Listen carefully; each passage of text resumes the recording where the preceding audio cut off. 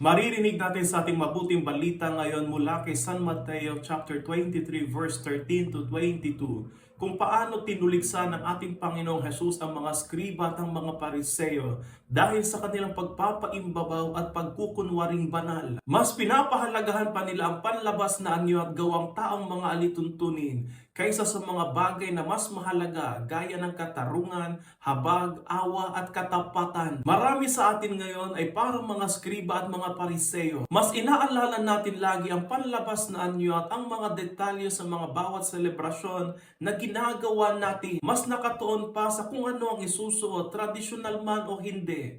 Pero nakakaligtaan magpakumbaba, magpatawad at magmahal. Mga pagkukunwari at pagpapaimbabaw na kinakamuhian ni Jesus noong kapanahunan niya. Pero pilit na ibinabalik ngayon ng karamihan. Itinuturo ni Jesus sa atin ngayon na ang tunay na pananampalataya ay hindi nakatuon sa panlabas na anyo, kundi sa tunay na ugnayan sa Diyos na nakaugat sa pag-ibig, pagpapakumbaba at tapat na paglilingkod sa kapwa. Sikapin natin magkaroon ng tunay na pananampalataya at huwag nating hayaang sabihan din tayo ng Panginoong Hesus gaya ng sa mga skriba at mga pariseo, sa aba ninyo mga mapagpaimbabaw.